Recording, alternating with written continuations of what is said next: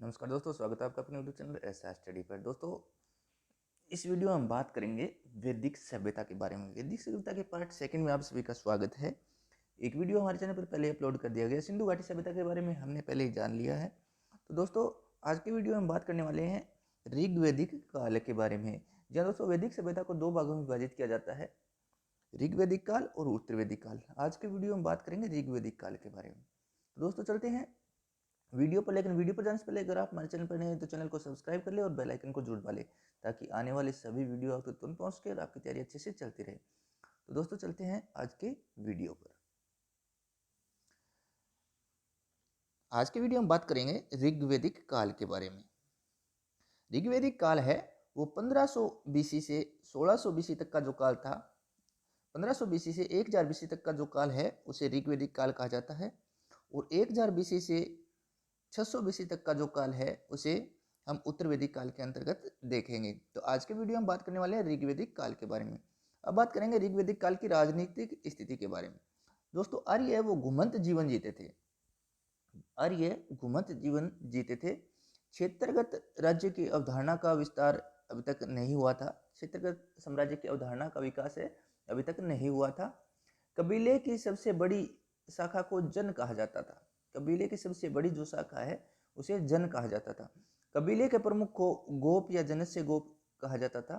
राजा का पद वंशानुगत नहीं होता था। राजा का पद वंशानुगत नहीं होता था। राजा के पास स्थायी सेना भी नहीं थी। ये दोस्तों उत्तर वैदिक काल में जाकर ये सारी बातें उल्ट जाएगी, क्योंकि राजा का जो पद है वो गरिमामय हो जाएगा उत्तर वैदिक काल के अंदर, और राजा स्थायी सेना भी रखना प्रारंभ कर देगा। तो उत्तर वैदिक काल के अंदर राजा के पास स्थायी सेना भी नहीं थी और कबीले के रूप में ही रहते थे। कबीले की जो सबसे बड़ी जो शाखा थी उसे जन कहा जाता था और जन के प्रमुख जनस्य गोप कहा जाता था। युद्ध है वो गाय के लिए लड़े जाते थे। राजा की सहायता हेतु कुछ संस्थाएं होती थी। विदथ, कई बार एग्जाम में पूछा गया है विदथ क्या है। तो दोस्तों सबसे प्राचीन संस्था थी ये विदथ थी। इसका जो कार्य था वो लूट के माल का बंटवारा करना होता था। विदथ है वो सबसे प्राचीन संस्था होती थी और इसका जो कार्य था वो जो माल लूट के लेके आते थे उसका बंटवारा है वो विदथ के द्वारा किया जाता था। सभा, सभा वरिष्ठ विद्वान एवं कुलीन लोग होते थे। सभा के अंदर है वो वरिष्ठ विद्वान और कुलीन लोग होते थे। समिति, ये जनता के प्रतिनिधि होते थे। विदथ, सभा और समिति, ये तीन प्रकार की संस्थाएं होती थी। विदथ सबसे प्राचीन संस्था थी जो माल के बंटवारा करती थी, और सभा में वरिष्ठ विद्वान एवं कुलीन लोग रहते थे, और समिति ये जनता के प्रतिनिधि होते थे। अब बात करें स्पर्श। गुप्तचर को स्पर्श कहा जाता था। बलि है वो राजा को दिए जाने वाला उपहार के रूप में जो भाग होता था उसे बलि कहा जाता था। यह अनिवार्य नहीं होता था। ब्राह्मणपति, गोचर भूमि का जो स्वामी होता था उसे ब्राह्मणपति कहा जाता था।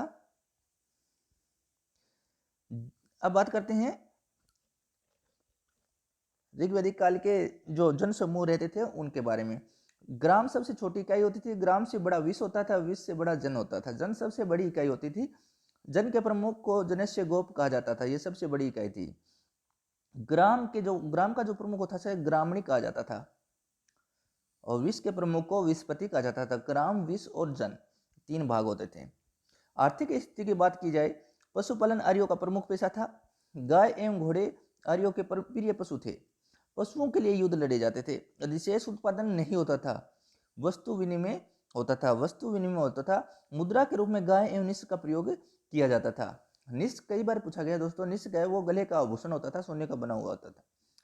व्यापार वाणिज्य नहीं होता था। आर्य व्यापार वाणिज्य नहीं करते थे। वस्तु विनिमय के माध्यम से ही इनका व्यापार होता था। पशुपालन करते थे। घोड़े और गाय इनका प्रमुख प्रिय पशु थे। आर्यों की अगर सामाजिक स्थिति की बात की जाए तो पितृसत्तात्मक संयुक्त परिवार थे। आर्यों के पितृसत्तात्मक संयुक्त परिवार थे। जन्म आधारित वर्ण व्यवस्था नहीं थी। जन्म आधारित वर्ण व्यवस्था नहीं थी, कर्म आधारित वर्ण व्यवस्था थी। ऋग्वैदिक काल के अंदर कर्म आधारित वर्ण व्यवस्था थी। जन्म आधारित वर्ण व्यवस्था है वो उत्तर वैदिक काल के अंदर आएगी। समाज 4 वर्णों में विभक्त था। ब्राह्मण, क्षत्रिय, वैश्य और शूद्र। समाज है वो 4 वर्णों में विभक्त था। ब्राह्मण, क्षत्रिय, वैश्य और शूद्र। ऋग्वेद के 10वें मंडल में पुरुष सूक्त में शूद्र शब्द का उल्लेख मिलता है। महिलाओं की स्थिति अच्छी थी। ऋग्वेद काल के अंदर महिलाओं की स्थिति अच्छी थी। गोसा, सिक्ता, अपला, विश्वावरा, कक्षवर्ती, विदुषी महिलाएं थी। घोषा, सिक्ता, अपाला, विश्वावरा, कक्षवर्ती आदि विदुषी महिलाएं होती थी। विस्फला एक योद्धा महिला थी। विस्फला है वो एक योद्धा महिला थी। अविवाहित रहकर पढ़ने वाली महिलाएं जो थी उन्हें अमाजू कहा जाता था। कई बार एग्जाम में पूछा गया अमाजू किसे कहा जाता था, तो जो अविवाहित रहकर अध्ययन करती थी तो उन्हें अमाजू कहा जाता था। विधवा विवाह का प्रचलन था। नियोग प्रथा का प्रचलन था, यानी संतान उत्पत्ति के लिए किसी के साथ रहना नियोग प्रथा कहलाती थी, इसका प्रचलन उस समय था। बहुपत्नी विवाह का प्रचलन था। सती प्रथा, बाल विवाह, पर्दा प्रथा जैसी कुरीतियां नहीं थी। ऋग्वेद काल के अंदर सती प्रथा, बाल विवाह, पर्दा प्रथा जैसी कुरीतियां नहीं थी। घरेलू दासों का प्रयोग होता था। अब बात करें आर्यों की धार्मिक स्थिति के बारे में। आर्य बहुदेववाद में विश्वास रखते थे। आर्य यज्ञ अनुष्ठान करते थे। घोष सबसे प्राचीन देवता था। आर्यों का सबसे जो प्राचीन देवता था वो था घोष। इंद्र ऋग्वेद काल का सबसे प्रमुख जो देवता था वो था इंद्र। अग्नि, अग्नि दूसरा महत्वपूर्ण देवता था जो था वो था अग्नि। मनुष्य और देवताओं के मध्य मध्यस्थ का कार्य वो अग्नि के द्वारा किया जाता था। अग्नि दूसरा महत्वपूर्ण देवता था। आर्यों की अगर भौगोलिक स्थिति की बात की जाए तो कई व्यक्तियों ने अपने अपने मत दिए हैं। स्वामी दयानंद सरस्वती इन्हें तिब्बत के निवासी मानता है। बाल गंगाधर तिलक इन्हें उत्तरी ध्रुव के मानते हैं। डॉक्टर पेनका के द्वारा जर्मनी के माना गया है। मैक्स मुलर के द्वारा मध्य एशिया के इन्हें माना गया है। मैक्स मुलर का जो मत है वो सर्वमान्य माना गया है, यानी कि ये मध्य एशिया के निवासी थे। आर्यों के बारे में निम्न व्यक्तियों के अलग अलग मत है। स्वामी दयानंद सरस्वती ने तिब्बत के निवासी माना है। कई बार एग्जाम में पूछा जाता है दयानंद सरस्वती के द्वारा आर्यों को कहाँ के निवासी माना गया है। बाल गंगाधर तिलक के द्वारा कहाँ के निवासी माना गया है। डॉक्टर पेनका के द्वारा कहाँ के निवासी माना गया है। मैक्स मुलर के द्वारा कहाँ के निवासी माना गया है। तो स्वामी दयानंद सरस्वती के द्वारा तिब्बत के निवासी, बाल गंगाधर तिलक के द्वारा उत्तरी ध्रुव के और डॉक्टर पेनका के द्वारा जर्मनी, मैक्स मुलर के द्वारा मध्य एशिया के निवासी ने माना गया है। ये बात की हमने आर्यों के निवास स्थान के बारे में। ऋग्वेद में सिंधु नदी का सबसे ज्यादा बार उल्लेख किया गया है। ऋग्वेद के अंदर सिंधु नदी का सबसे ज्यादा बार उल्लेख किया गया है। सरस्वती आर्यों के लिए सर्वाधिक पवित्र नदी थी। आर्यों के लिए जो सबसे पवित्र नदी थी वो सरस्वती नदी थी। गंगा नदी का उल्लेख एक बार किया गया है। सरयू नदी का उल्लेख भी एक बार मिलता है। यमुना नदी का उल्लेख है वो 3 बार मिलता है। कई बार एग्जाम में पूछा गया है इनमें से कि नदी तमा की उपमा किसे दी गई है, गंगा नदी का उल्लेख कितनी बार किया गया है। तो दोस्तों यह हमने बात की। अब बात करते हैं सिंधु की सहायक नदियां और उनके प्रचलित नाम के बारे में। रावी नदी को पुरुषनी कहा जाता था। रावी नदी को पुरुषनी कहा जाता था।